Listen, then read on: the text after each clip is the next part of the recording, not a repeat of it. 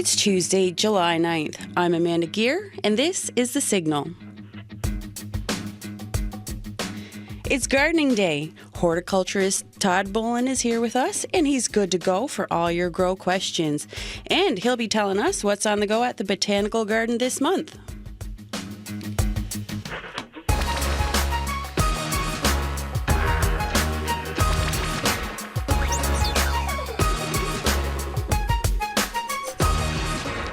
If you have questions or gardening updates to share with us, the numbers are 709-722-7111 or 1-800-563-8255.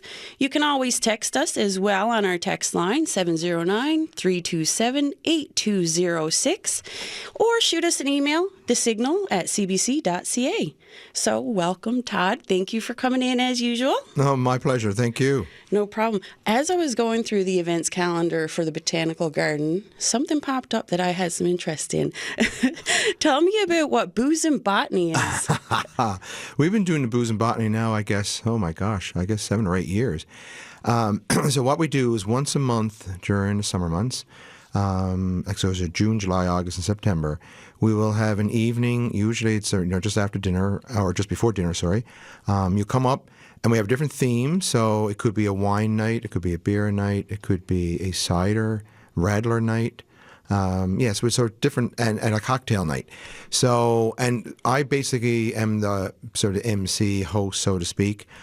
People will come up, they'll have a couple of drinks, some hors d'oeuvres, and then I'll take them on a walk in the garden. And then while they're having their drinks, I will give them a little bit of background about what it is they're drinking, or what botanicals are used. Because, all these different alcoholic drinks we drink are all based on plant material in some way, shape, or form, right? Fermented. So, when we're talking about wines, if we're having a Carmenere, I'll talk about the history of the Carmenere grape, right? If we're doing a beer, I'll talk a little bit about the hops. So it's a little bit of a learning experience about where does our alcohol come from, and then followed by a nice sort of impromptu walk around the garden for an hour or so. Sounds like a great night. One of my favorite things to do, Booze and Botany. There you go. And it's, you have to book online. Okay. And we usually have, we fill it up. We have a maximum of 20 people. So it's only a small group because the cafe up there is only small. And they are the ones that provide the booze and hors d'oeuvres. Okay. That sounds like a great evening, Todd. I'd love to go to one of those. I do have a question about hops, though. Like when you're thinking about making your own beer, can you grow your own hops here enough to make an actual batch of beer? There are hops grows easy peasy around here. Okay, so it's an easy crop. I don't think there's anyone, not that I know of, commercially growing hops. I suspect that there probably are maybe some microbreweries that are experimenting with growing some of their own hop varieties. Okay. I know they're growing a lot of hops in Nova Scotia. And, and there's lots of different varieties out there. And there's American hops. There are European types of hops as well. And so here in North America, we often use the American varieties, but they're learning now, to mix and match because each hop variety has certain attributes that it distributes to the beer. Okay, so if it's an IPA or it's a malt or whatever the case may be, and a lot of the minute flavors, well, I guess we'll say, the nuances, are coming from the different types of hops that are being used. So a lot of these microbreweries these days are combining different varieties of hops, different cultivars, to see what they can come up with. Perfect. Maybe that's a great business idea for a local entrepreneur, right? It could be. We're seeing microbreweries popping up right, left, and center here now in Newfoundland, and there's some absolutely wonderful beers that are out there. So I think it's well worthwhile for some of these local breweries to give it a hand. Absolutely. Maybe we can partner up on that later this summertime. There you go. My retirement project. Right? Make some beer together. We did get a few emails already in. Of course, this is our busy show, the gardening show, people's favorite, especially this time of year now that we're into the grow season and seeing the fruits of our labors, right? So we got an email that someone is telling us an update. Her peonies are doing wonderful this year, and she sent us some wonderful pictures, which we'll try to share later on on our YouTube page. And she's always looking forward to the show. So I do have a question though from somebody that sent in, wishes to remain unnamed. They say, hi, we have about 25 square feet of space left empty in our vegetable garden. Can you recommend something that can be planted this time of year for a fall harvest? Okay, so the fastest crops around here would be leaf lettuce and radish. Okay, so either one of those now. And you might even get away with wax beans or green beans because they're a relatively quick crop. And in fact, up at the garden now, I did have beans already sown and the rabbits ate them all. So, little buggers. And so actually just this morning, I resowed the bean seeds again in the hopes that I'll get a crop in September because normally it's probably the latter part of August when I'm harvesting all the beans. So I could certainly be harvesting them into September if need be. So I'm hopeful, keeping my fingers crossed, toes crossed, that I'll get a crop off of those. But certainly radishes and any of the leaf lettuce varieties, they're very, very quick. So I don't think I'll have any problem getting a crop out of those. Yeah, great advice. We do have a caller already. Okay. Lynn is on line 1 and she wants to talk about cherry trees. She's in Paradise today. Okay. Hi, Lynn. How are you? Hi, great, thanks. I'm inspired now about planting more beans. Okay, that's good. Right, because sometimes I just don't get around to planting as much as I want to, and then the weather is awful and blah, blah, blah. So, yeah, that's great. So my cherry tree is in town, downtown, and it's a yellow cherry tree that we picked up at Canadian Tire about 20 years ago, and it's thriving, and it's doing super well, except this year, I've noticed when I went out, like a whole lot of the parts on the top, like clumps of leaves, and where the flowers were, like just completely dried up, turned brown. Okay. So I think where the cherries were actually starting to form, like they'd be very tiny, like a raindrop size. They dried up, and so did the leaves around them, but not the whole cherry tree, just like clumps of them. Here and there, all over. So is that the weather? I'm trying to figure out what it is. Right. It's, it could be a combination of one of two things. What you need to do is sort of look in, if you can find some of these spots where the leaves are dried up and dead, just sort of separate them and see if you can see any caterpillars in there, because there are certain caterpillars that can cause significant damage to a number of our fruit trees. Now, having that said, usually the leaves themselves don't shrivel up and turn brown when the insects are in there. They're just basically being chewed and it may look a little bit ratty. It's sounding more to me that it is a fungal problem. And that would be, some sort of fungal problem. It almost sounds like fire blight, and I'm hoping it's not fire blight. What's fire blight? Well, fire blight is, how would you describe it? It's not quite a fungus. It's not quite, anyway, it's. I guess we call it sort of a fungal issue, but there's no cure for it. And I know that members of the rose family, which would include cherries, plums, and apples, are susceptible to it. And generally, it does attack the trees just when the flowers have faded, and it attacks the tips of the branches. The leaves shrivel up, but they stay attached. So it looks like... Yeah, that's what these are. Oh, dear. Yeah, and that way it almost looks like the tree has been caught on fire on the tips, hence fire blight. Yes. Right? Okay. Yeah, it kind of does. Yeah. Yeah. So. Oh, darn. Yeah, and unfortunately, there's no. The tree is like, okay, good.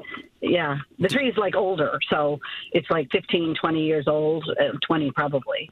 And it's been just like giving us like big, juicy yellow cherries forever. Like if you close your eyes, you wouldn't know what color they were. They taste like red cherries. Okay, right? okay. But so it's been like, it's been fabulous. It's like there's never been anything wrong with it except this year. So I was just like, it happen out of the blue? Well, these fire blights are around, and you've got to have the right weather conditions in order for it to take place. And gosh knows, we've had lots of rain in June, which is a lot more than what we've had in recent years in June.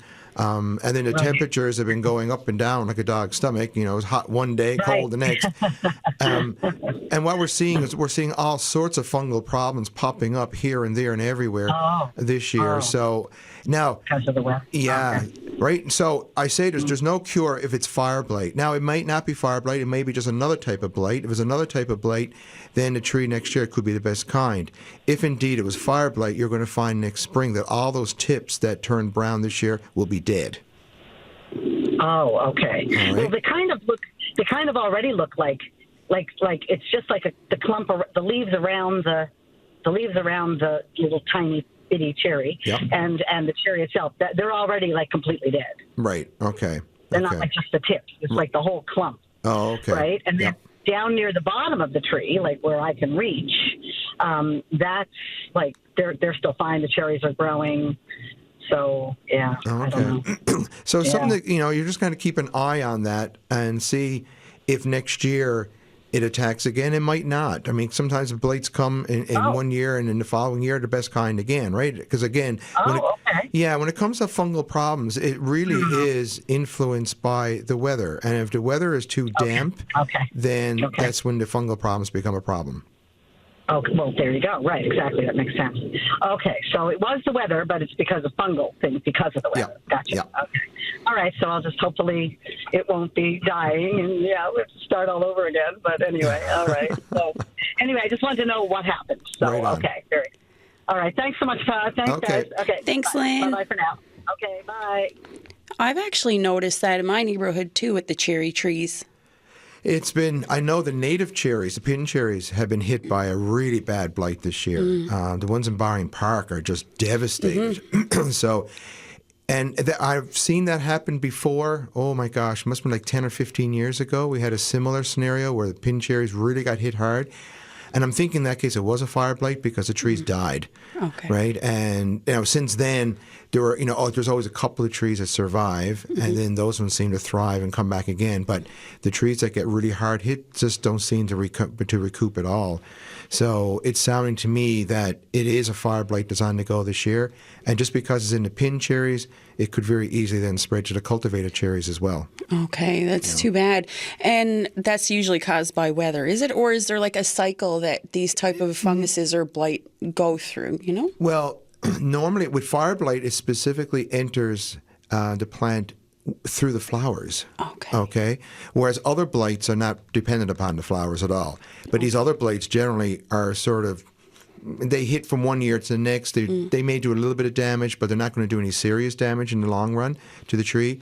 Fire blight, on the other hand, is a slightly different type of fungal issue. It's not a standard fungus, we'll say. Therefore, there's no kind of cure for it, and it seems to be far more devastating to a tree when it gets hit with that kind of a blight. But again, it's not so much that it's cyclical. I think it just depends on the weather. And this, the last few Junes, I've been up in the garden. I've been watering in June because things have been so dry.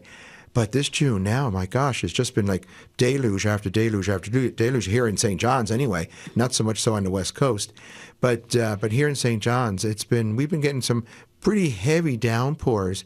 And like I said, the temperatures have been yo-yoing up and down. And all those kind of circumstances are very good very conducive to fungal problems. And this year, as an example, I was talking about the beans up at work, and I've been growing beans up there for years. I've never had a problem with any kind of diseases. This year, I have blight in my beans. The leaves are all getting brown spots and are shriveling up.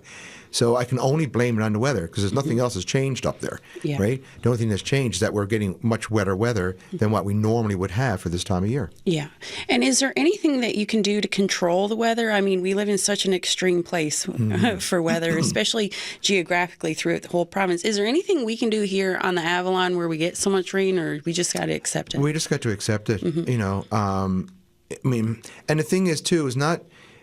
I suppose it's high humidity as well, so it may not necessarily be even just the foliage is wet, but if it's raining, it's high humidity as well. And fungal problems just need high humidity, not necessarily rain, in order to do their thing, right? So unless they're being grown under cover, in a greenhouse, someplace like that, where you don't get the moisture on the leaves to the same degree, then you might be okay. But then growing these kind of things in a greenhouse have other issues, right? Because you usually get a lot more insect problems in a greenhouse because you don't have the same kind of beneficial insects out there that are keeping their populations down. Yeah, that's right. Well, you're listening to The Signal. It's gardening day. You got any questions, any gardening updates to share with us? The numbers are 709-722-7111 or 1-800-563-8255. You can always text us during the show. The text line is becoming a very popular thing, 709-327-8206, or you can send us an email at thesignal@cbc.ca. If you give us a call, you're going to hear a familiar voice. Adam Walsh is on the lines for us today, so give him a call. Next on the show, we got a friend of the show, Yuvadi. How are you? Good, yes. It's nice. It's kind of like a good weather here now. So my question about tomato. I know my tomato in the greenhouse, we have one side against the wall with the garage. So my tomato getting tall and it doesn't have many flower. I use the fertilizer. Amerigogo is, let me see, 24 eggs, 16. So it's like, I don't have many flower like I used to be, and very disappointed. Last week I walked around, visit my friend garden again, spy. So they have outside the tomato, like cherry tomato, tamara. I'm not so sure. It's load of food, but mine in the greenhouse is coming, but not great like they put outside. So I'm not too sure why in the greenhouse should we do better than outside. So, and second question is, I bought a lot of trees from Thailand, the vegetable from Asia. So I tried to go in Newfoundland. So this year I had successful to go holy basil. It go well in the house. Last year when I put in the greenhouse, they all die and the insects eat them. So also lemongrass. I try to go outside in the greenhouse. It doesn't do good. So I bring in the house, they do well. So maybe, I don't know, environment. So that's my question. Okay, so the fertilizer you're using in your tomatoes is way, way, way too high in nitrogen. Okay. And nitrogen is what's going to cause lots of leaves and no flowers. It's basically almost like a lawn fertilizer. So you need to use a fertilizer that's low in the first number and higher in the second two numbers, whereas you went with high in the first number and lower in the second two numbers. So it was a complete, unfortunately, wrong fertilizer to use, and that's why your tomatoes are not producing very many flowers for you this year. Oh, because when I asked my friend what kind of fertilizer he used, so he used the same thing with me, with I using. So maybe I had to look the picture when they have a tomato picture, isn't it? Or I just look in the two number in the end, right? In the higher one. Yeah, so usually if it's a vegetable fertilizer, it'd be something like 15-30-30 or 15-30-15. Something that's, like I said, the first number should really be amongst the lowest of the three numbers on your fertilizer. That would be the best case for producing flowers and for producing fruit. Okay. All right. Now, secondly, of course, depends on what variety of tomato you're growing as well, because cherry tomatoes, as you noted from your friend, are low and nice and bushy. But some of the tomatoes that we grow in our greenhouses are ones that naturally get quite tall. All right, so there's going to be a lot of variation in the height of your tomatoes simply depending upon what variety you're growing. Sorry. Okay, thank you. And now when it comes to your basil, basil doesn't grow that well, I find, for the most part here in Newfoundland. It certainly doesn't seem to grow that well in greenhouses because it gets a lot of fungal problems. Whereas indoors, where you don't have such high humidity, you have more control over keeping the foliage dry, they do a lot better. So I know even up at the garden, the botanical garden, we've often had trouble at times with trying to grow basil. Lemongrass, I suspect, is probably a similar thing. It doesn't like to have the high humidity and all the moisture, all its foliage, like it would in the greenhouse. Whereas indoors, you're keeping the humidity lower, and that seems to keep the plants a bit happier. Okay, thank you. Okay. Bye-bye. Okay. Thanks, Uvadi. Have a great day out there in Glovertown. Before we get to our next caller, Todd, I do have an email here from Keith. Keith says that his holly bush is being attacked by what appears to be some type of mite. It's a small white fly, and it's also on his rhododendron. Okay, so it wouldn't be a mite. If it's small and white, more than likely it's going to be what we call a white fly or a leaf hopper. Okay. And I know at the garden we haven't had any problems with the holly, but I have seen white fly on the rhododendron, and I've seen leaf hoppers now on the roses this year, which was never a problem before. But both in my own garden at the botanical garden now, our roses seem to be really being hit by little leaf hoppers, and they're only small and sort of whitish in color as well, and they hide out underneath the leaves. So if you sort of shake your plant, you see the little flies coming off, and they just go right back to the bush again, right? They're almost like little magnets. But so for that situation, what we basically will use then is insecticidal soap. Okay. Right? So, because a lot of insecticides have been taken off the market now, insecticidal soaps will work to control those. A thing to keep in mind is that you have to it has to hit the insect to kill it. So you got to make sure you spray under the leaves. There's no point to spraying on the top of the leaves, okay? So you got to get right into the bush so you can get underneath the leaves and whatnot. And I generally would not use insecticidal soap on a day like today because it's too hot and too sunny. I would wait until a cloudy day to do it. And then usually probably about 4 or 5 hours after I've applied it, I'll rinse it all off with clear water. Okay. Because it is soap. And the soap, when it reacts with the sun, can burn the foliage, right? Especially if it's hot weather with it as well. So it's better to do it on a bit of a cooler, cloudy day. And then, because, like I said, it is a soap, I like to rinse it off afterwards. Once it hits the insect, it usually kills it within a couple of hours anyway. So after 3 or 4 hours, the soap is not doing any good anymore at that point anyway. So you might as well just sort of rinse it off. Basically, to save the case, just in case we get, say, a hot sunny day the next day, right? And all of a sudden your leaves are getting burnt, and then, well, that's being counterproductive then. Absolutely. And Keith also asks, will neem oil or a neem oil solution work? Yes, and neem oil, people use that as well. I've heard mixed reviews as to how effective it is. In theory, it should work.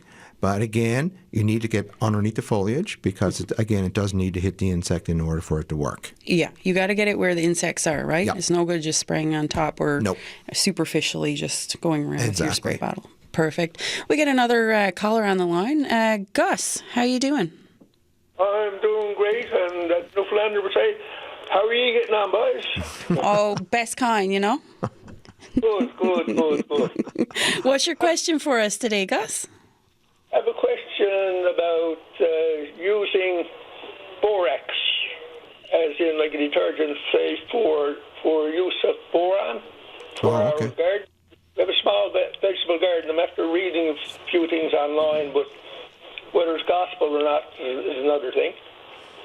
And so I'm not sure if they say you just use like sparingly, whatever, like say a quarter of a teaspoon, say 2 gallons of water, and just pour it on the ground, and people say I guess a substitute for boron, right? Right.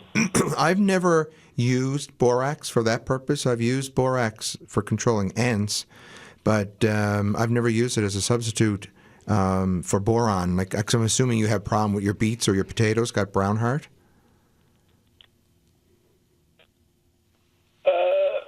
Yes, some of them, yeah. Okay. Yeah, and the broccoli have like a hollow stem. Okay. I've never heard problems with broccoli And before, but as well, they say it has brown turnip. heart. Yep. So that's obviously a lack of boron. I usually at the garden will use a what they call a complete fertilizer that has both the NPK, your nitrogen, phosphorus, and potassium, but it also has micronutrients.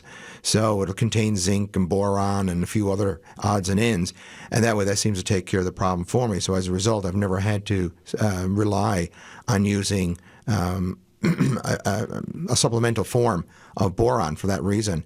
Now, that said, borax in theory, should have boron in it. And I would only be able to do the same as you're doing, is Google search and see what, and what they say is that the recommended way of diluting the borax in order to be useful as a substitute for boron. Like I said, I've never used it myself, so I can't really comment too much on it. Okay, well, actually, now, excuse me. I was talking to a farmer several years ago, wondering where I could get boron. But anyway, his wife told me that they've often used borax because they couldn't find boron at the time, right? Okay. And, they were like a big time. They had probably maybe like a couple of acres in, sort of thing, like turnip and carrot and cabbage, that sort of way, right? Right on. I mean, I know. I'm just curious. I suppose try it. See what. Right. I mean, I suspect that if you were trying to find boron, Go ahead. the seed company downtown, if there's any place that would have it, I suspect they would have it. And then alternatively, you could try some of the other nurseries around, like Murray's or Holland Nurseries. They might have it as well. And then there's also the Farmers Co-op on Topsail Road. And I'm not sure, of course, if you're in St. John's or not necessarily. But those would be my go-to places here within the city if I was trying to track down some boron. Oh, okay, right. What did you say the name of that fertilizer was? NGK or? No, it's what we call a complete fertilizer. That you found that you. Yeah, so it's what we call a complete fertilizer. Oh, just called a complete fertilizer. Yeah, so you just got. What you have to do when you're buying your fertilizer, whether it's a Miracle Grow or whether it's a granular type of fertilizer, look on the ingredients, and it will have 3 numbers. Okay, and your 3 numbers are nitrogen, phosphorus, and potassium. And then you may also see on the bag, it'll say contains micronutrients. If it contains the micronutrients, it should have the boron as one of those. Not all fertilizers have micronutrients, however. Okay, so you're going to have to read the label to make sure it has it. Thank you so much, Gus. I hope you have a great day, and I hope you find those micronutrients and boron that you're looking for. I have a funny story about borax. The only time I ever bought it was for my daughter to make slime. What a mess. Oh, okay. Never use it on my garden. I'm Amanda Gear, and this is Gardening Day on The Signal. Todd Boland is here with us to answer any questions that you have. We also want to hear about your updates. You can share your pictures with us. Give us a call, 709-722-7111 or 1-800-563-8255. You can always send us a text, 709-327-820-6. You can also send us an email, thesignal@cbc.ca. So I have a few questions that have been piling up all week through our email, through our text. Someone has been asking about pruning rhododendrons. How should we be pruning them at all this time of year? What's your best advice? Yeah, so rhododendrons, generally, if you're going to prune those, you prune immediately after they finish flowering. Okay, because they flower in the spring. If you spring prune, you're basically potentially cutting off any potential flowers that you might have. I very rarely do much pruning on rhododendrons. The only thing I will do is simply cut off the faded flowers, which I'm doing now because the flowers have finished now. If, on the other hand, you had a rhododendron, like a big one that was getting too out of hand, you had to really get in there and hack it at it, then I would do that first thing in the spring. You know, you're going to sacrifice your flowers, but rhododendrons need like a full growing season for regenerating new growth, so it has an opportunity to harden off before the fall. Now we're already going towards the middle of July. I don't like to prune from here on in anyway, because what will happen is, yes, you will get new growth, but that new growth is still going to be very soft going into the winter, and then you have the risk of a lot of dieback as a result. So you could prune it, the rhododendron, if you had to. You could do it in the fall, like you do it in late fall, but I think I would do it, except if it was a serious big prune job, I would do the first thing in the spring. Okay. And what would warrant for a pruning, like a big pruning job? What would the rhododendron have to be looking like in order to need it? I think the issue is a lot of people when you go to a nursery and you buy a rhododendron, there's a lot of variation in the size of the mature plant. Okay, when you buy it, it's usually only a small little thing, a couple of feet tall. And you think, this little space I got in my garden here, it looked fine. And it looks fine there for probably 4, 5, 6 years. Then suddenly, it's starting to get a little bit large now. And I've seen some around town, they're like monsters. Because some of these varieties of rhododendron can get 10, 12 feet high and probably get 15 or 20 feet across. When they reach that stage, then you might, it's starting to really outgrow its location, right? So you might need to get in there and give it a really hard prune to try to really bring it back. And I don't like to do that with rhodies because it takes them a long time to bounce back. They will in time, but you may basically be not having any flowers for 3 or 4 years before they start to recoup again, right? Because they need to have good mature growth before they'll start to set buds. Right? And oftentimes, it may take, after hard pruning, 3 to 4 years for that to happen. Yeah. I've seen pictures of rhodies that are absolutely massive. Oh, my gosh, big as the side of a house. And I always wonder, how old are these bushes? Well, there's some doozies in Barring Park, and especially in the back end of Barring Park, but that was the Sir Richard Squire's property way back there in the day. So that was like the late 1800s when he was there. So those rhodies back in there now are better part of like 120, 130 years old. Wow. Right? So they're pretty old. And rhodies can live a long, long time if they're happy. Yeah. Yeah. Keep them rhodies happy, guys. We get another question now. About a rose bush. This person has a rose bush that is thriving but no blooms. It bloomed the first year, about 2 years ago. Nothing last year, but it keeps growing taller. Okay. It's hard to say except without knowing the history of how they're growing it, right? And growing location because, did it flower the first year when they bought it? In which case, a lot of times when you buy a brand new rose, yes, they'll flower the best kind the first year, but then maybe your location's a little bit too shady, right? And then the second year it comes and keeps growing and it gets taller, but you're not getting any flowers, right? Yeah. So it could be that it's too much shade. It could be, and I have no idea if this person's been fertilizing. It could be like uvity that's using the wrong kind of fertilizer, right? And if you use a high nitrogen fertilizer near your rose, and say maybe you're just fertilizing your lawn and your rose is growing next to your lawn, some of that residual fertilizer could be getting into the rose, and that can cause lots of growth, but not so many flowers. Okay. Right? Yeah. So there's a number of combinations that may be taking place here without, that's the only drawback with an email. When you're talking to somebody, you can sort of feel them out for these questions, right? Absolutely. To get an idea of what the problem could be. But when you're just getting a text, then it's left pretty vague, right? And I got to try to fill in all the possibilities. You're filling in the blanks here, right? So give us a call. You got your questions ready to ask Todd here. I have a question for my own garden. I'm in a new house since September, so this is my first garden season in my house in Paradise. And as we talked about, I'm finding it different in Paradise compared to Topsail. Topsail is good growing season. Yep. I did notice though in my back flower gardens, there's a variety of beautiful flowers, but I feel like my hostas are taking over. So is it time in the year for me to kind of thin them out, or what's the best way about going about thinning them out? So again, hostas, there are again hundreds of different varieties out there, and some hostas stay naturally small. Some of them could become monsters. Okay, and it's interesting. A lot of visitors that come to our botanical garden, we have a lot of hostas. And they keep saying, "Why are you feeding your hostas? They're on steroids. They're huge," and we seem to have a very, very good climate for hosta. And I've been on the mainland. I don't think I've ever seen hostas as big as what they grow here in Newfoundland. So there's something to be said for that. But what you need to do periodically, if they are getting big and huge and out of hand, I would attack them either in the fall. Okay, once the foliage starts to die away.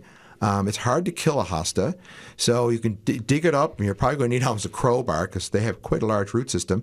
But dig them up either in the fall or the first thing in the spring when you first start to see the little points sticking up out of the ground, which will be probably the first week or two of May. Dig them up then, and then get a really sharp spade or a sharp knife, and then start hacking them, okay? So you can cut them into, if they're a big hosta, you could probably cut it into 5 or 6 pieces. Okay. Right? And you can spread them around your garden, give them to your friends. And that way then if you plant a smaller piece back in that same location, it might be another 4 or 5 years before it starts to get too big again. Okay. Right? So a lot of plants benefit from actually being dug up and divided every 4 or 5 years.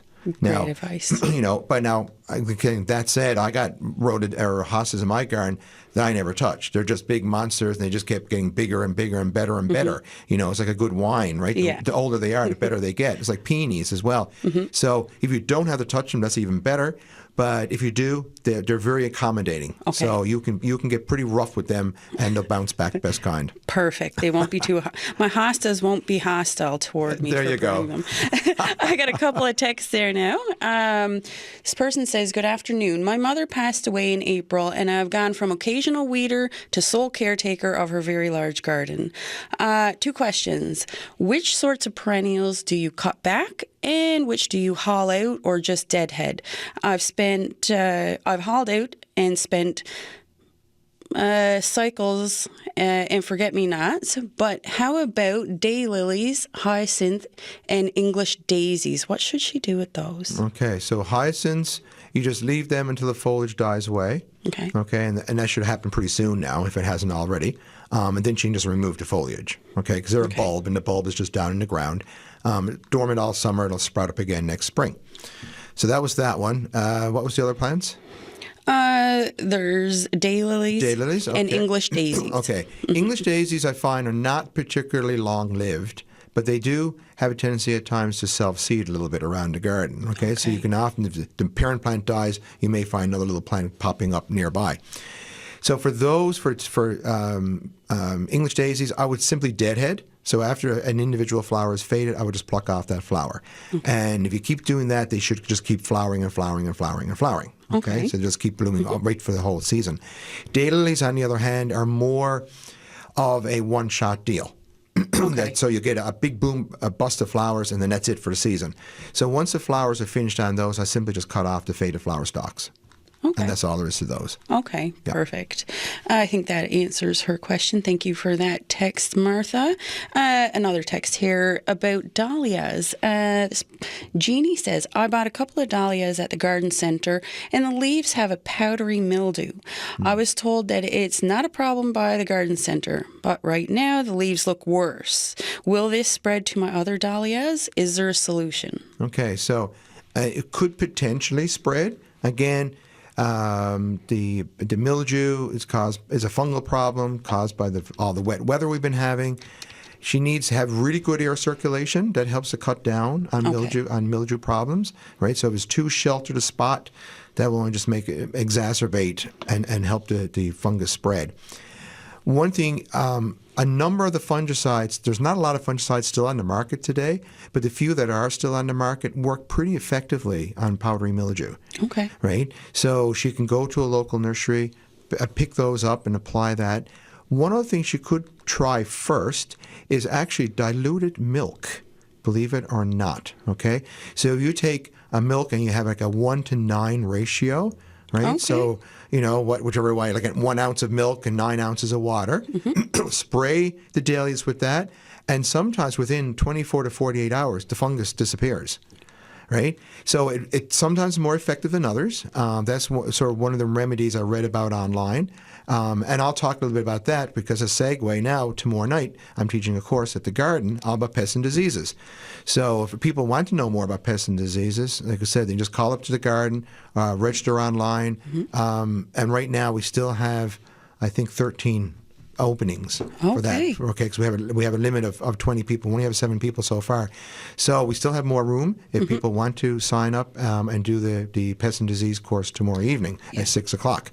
Okay, so except she could try the milk, dilute it, but if that doesn't work, because like I said, it varies, sometimes more effective than others, then the commercially available fungicides that are still available in the box stores, Canadian Tire, nurseries, whatever, is usually pretty effective on powdery mildew.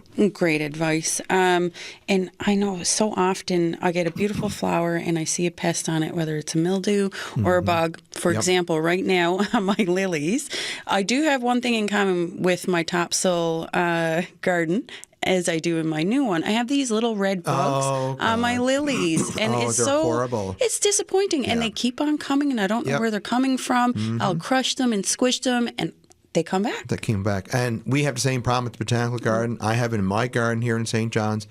And that only cropped up, maybe 4 or 5 years ago. It started actually, I think, in central Newfoundland is where they were first introduced. And it's a European pest. No one seems to know for sure how they got here. I suspect it was probably on infected bulbs because most of our plant material originates either from Ontario, where there's lots of lily leaf beetle, they're called. And, of course, a lot of our bulbs come from Holland. Right? Yes. Right? Yep. Tulips, lilies, all these kind of things. I mean, Holland's famous for all the bulbs. So one of those two areas was the source of this particular beetle. And the adults will feed and make holes in the leaves of your lilies. Then they'll lay their eggs, and then their larvae look like bird poop. They're horrible. They're slimy creatures. And they just like, it's like the leaves melt when they get attacked by them. And they'll just completely defoliate. You're just left with just a green stick sticking on the ground. So you had to be really diligent. I mean, I see those beetles, the adults, as soon as I see them, I basically sort of walk. I mean, I always walk through my garden every day anyway, just to see what's going on. And the one thing about the adult beetles, they're right in your face. You'll see them. So as soon as I see them, I'll grab them, squat them, kill them right away. And then if I start to see any of those leaves are starting to get that shreddy look to them, melting look, then guaranteed the grub or the maggot is on the underside of the leaf because that's where they hide out, and they're really slimy and they're really gross. Put a pair of rubber, latex gloves or whatever on your hand, and then go through and I just rub and squeeze them and squat them as I'm going through. But they're really gross. They're really gross. So we got to get get rid of the whole family to take care of this problem, right? And there's certain kinds of lilies. They really love what we call Asiatic lilies. Their least favorite are the Oriental lilies. So that's the ones that flower later in the season, the big dinner plate size flowers. Yes. They generally don't go as quickly for those as they do for the lilies that flower more midsummer for us, like the orange colored lilies and the yellows, those kind of lilies. They love those. So there's some variation there. Most of my garden now, most of my lilies I've replaced them with the Orientals, and I'm finding I'm not having as bad a problem. I just basically gave up on growing the Asiatics because they were just being devastated every year. Yeah, every year my lilies for the last few years being attacked by families of little red bugs. Little red bugs, I know. It's very, very specific too. And that's the thing, I'll be talking about in my course is that a lot of the insect problems in particular that we have are very host specific, right? Okay. And years ago, people, they, for instance, they probably see that beetle in the lily and they spray their whole garden. Oh, I got to stop this before it spreads. But those beetles only attack lilies and nothing else. Okay. Right? Yeah. So it's just a matter of controlling them on that one given plant. Yeah. Right? And a lot of insects, and actually a number of diseases as well, are very, very specific as to what plant they'll attack. Okay. Some things like aphids, they don't care. They'll go after everything. Some things like powdery mildew that the person texted about. A lot of the blights that are on the go, they're much more, say, wide-ranging. They'll go after a number of different hosts. Okay. They're not particular about who they attack. But then other diseases that get into plants are like this peony blight. Well, peony blight, it's a blight, but it's a very specific type of fungus that only attacks peonies, and again, doesn't attack anything else. Okay. Right? Yep. So it's I think that's probably why a lot of these fungicides and insecticides were taken off the market is because they were being abused. It's like, I guess, an antibiotic. Yes. Right? Yep. So a lot of doctors now are not prescribing antibiotics anymore because they were abused in the past. And, you had a tickle in your throat. Oh, take an antibiotic. Yes. Right? Yeah. And so it was the same thing with insect or disease problems. Oh, spray everything in your garden. Right? Yep. The insecticides and the antibiotics have a purpose if they're used the proper way. Yeah, great advice. Yeah. That's really great, Todd. We do have another text. Is it too late to start buying and planting annuals? No, we still have. I mean, if you can get them at the nurseries now, they're always started, do their thing, put them in the ground. You still have, another 2 or 3 weeks left in July. You got all of August. You got all of September. So no, not at all. I mean, we at the garden, we only did up our window boxes up there maybe 2.5 weeks ago. So it wasn't, you have to wait till after the middle of June anyway before the risk of frost is passed. Exactly. We didn't have it this year, but we have had frost on the 18th, 19th, 20th of June, right? So I always wait till after the 20th of June before I put out my annuals, outside of something like pansies because they're tough. But for a lot like marigolds and petunias, things like that, I always wait till after the 20th of June. Well, that's only been like 2 weeks ago, 3 weeks ago. Yeah. So no, not at all. If you can get access to them, go for it. And I find we always have a pretty nice fall, right? The warm weather goes right into October. And whether or not that's climate change, that's how climate change is affecting us. I find our springs are getting later. We're having much colder springs when I can recall being a youngster.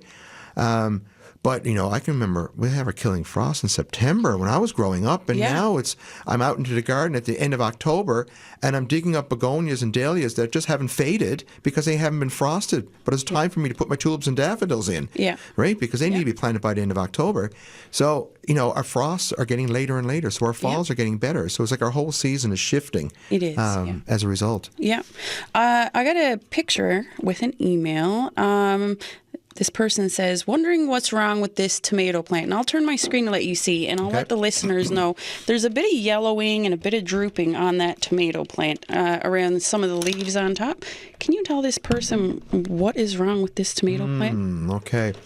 Problem with tomatoes, they have so many issues. And it could be, I would suspect it's a combination of one of two things.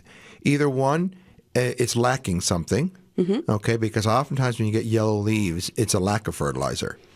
Now, Uvidi had too much fertilizer, and her leaves were green and luscious, and she wasn't getting any flowers. In this case, it seems like we're having a lack of possible nitrogen in this case, because that's usually the first thing that happens with a plant if it doesn't have enough nitrogen, is the leaves go yellowish. Okay? So that's one thing to keep in mind. Oftentimes, as well, it could be a lack of calcium, because tomatoes like a bit of calcium, and that can cause the edges of the leaves to turn yellow, but the rest of the leaf is still green, right? Which sort of looks like that's what's going on there. As I mentioned, that gentleman with the boron issue, you can buy, and the best thing to use for like tomatoes is proper tomato fertilizer if you can buy it, and if not, you can use Miracle Grow. Again, the first number being the lower. But Miracle Grow and the proper tomato fertilizers usually have micronutrients again. Okay, so we're getting back to that, because to me it seems like that might be a micronutrient issue based on that picture. So using a fertilizer that has the micronutrients, it will have the calcium. In the case for the other gentleman, it would have the boron. And therefore, it's much more effective fertilizer for using, rather than just simply using what farmers years ago used 6-12-12. But that was just a straight fertilizer. There was no micronutrients in that, right? And that's fine for the most part. But I'm finding now we're starting to see some micronutrient deficiencies taking place now. So I'm a strong proponent for using complete fertilizers that have the micronutrients. Okay, that's great advice. We all could use a little micronutrient sometimes, Todd.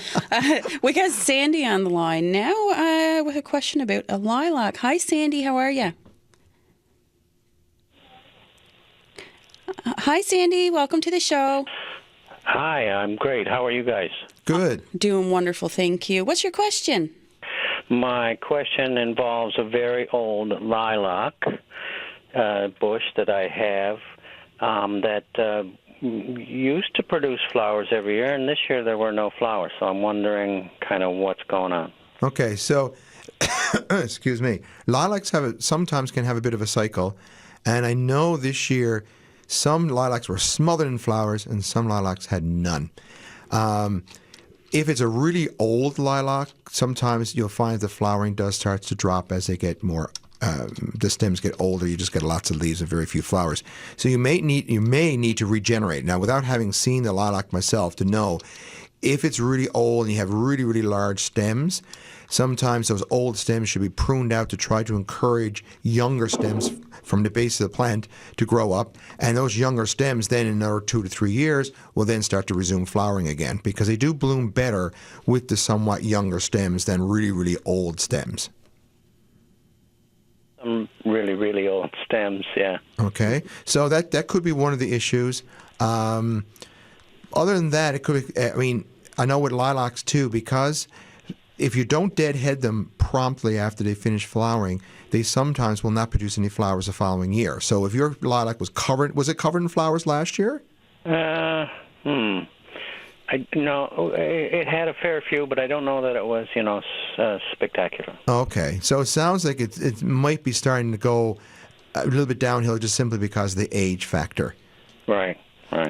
Because I know like friends of mine that have lilacs, and last year they were smothered in flowers, and their trees were reasonably large, too large they couldn't really get into them to deadhead them properly. And this year they have very, very few flowers. Next year I suspect they'll be back to having good flowers again, because if you leave lilacs to do their own thing, they have a tendency to be more cyclical. Okay, you get a good year followed by a poor year. That's why if it's a younger tree, we try to deadhead them on a regular basis, and that'll help to encourage a tree to produce flowers every year. Right on. Okay, I'll consider some pruning and see what that might help. Yeah, and then if you're going to do that, you could do it late in the fall, or you could do it the very first thing in the spring. Oh, so wait till the fall. Yeah, don't do it now, not this time of year. Okay. What kind of fertilizer should I be using? Again, for a lilac, because you're encouraging flowers, you want to use a fertilizer that's low in the first number. Okay? Yes. So, whatever is 10, 20, 20, something along those lines will be fine. Lilacs also love lime. Okay? So, if you've never limed your lilac, start socking the lime to it. Okay. Yes, I haven't put much lime on it, so I'll make a note of that. What I have for my fertilizer at this point is triple 10. A triple 10, that should be fine. Yeah. As long as the first number is not higher than the other two, you should be okay. Yeah. If your first number is really high compared to the other two numbers, then that's going to encourage lots of leaves and very few flowers. Yeah, for sure. Okay, great. Thank you. Okay, you're welcome. Good luck with it, Sandy, and get that lime to the lilacs there today. All right, we're just winding down the show here. Okay. I got a couple of quick rapid-fire questions now. All right. Spanworms, are they back? I haven't seen any. Okay. But but the fact that people are saying that makes me wonder if maybe they are back. Me too. I question it. Yeah, so no, I have not. That's me touching wood, knocking wood, or well, maybe it's not really wood, but anyway. Yeah. But no, I have not heard any rumors that the spanworms are back again. Good. So let's keep our fingers crossed and our toes and all that. Let's hope that's just a rumor. And let's just hope it's a dirty rumor. I looked through all of your books, and especially your social media. You take some wicked pictures of flowers, and we're now in the cusp of our growing season, so we're seeing the fruits of our labors. There you go. How can we get good pictures of our gardens and our flowers? Oh my goodness! Phones these days are brilliant. Mm-hmm. All those pictures you've been seeing on my social media have all been taken with my phone. I am advertising for Google Pixel, and I don't get any shares on that. But I find Google Pixel and iPhones are phenomenal. But a friend of mine who was on this recent tour that I did, he's got a Samsung, I think a 22 or something like that, some high number in the 20s. And his pictures were unbelievable macros he was taking with that phone. So phones have come a long way now. A lot easier than carrying a camera around your neck, in many respects. But it's just a matter of, playing around with it. If you're using a phone, it's easy. You don't like the pictures, just delete it. Yeah.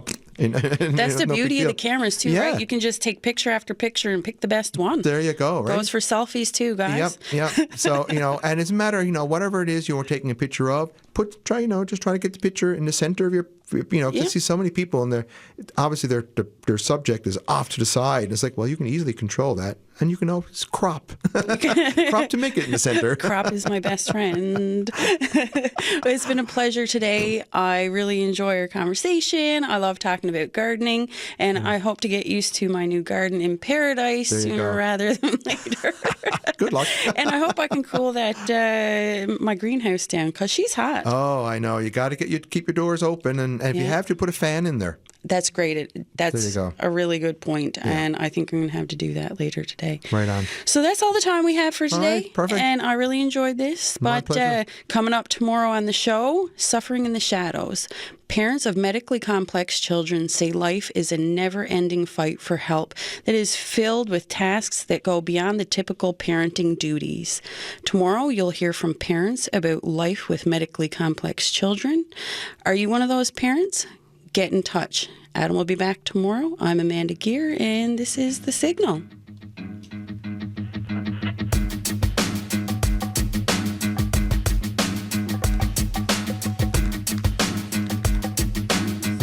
Oh, you're very welcome.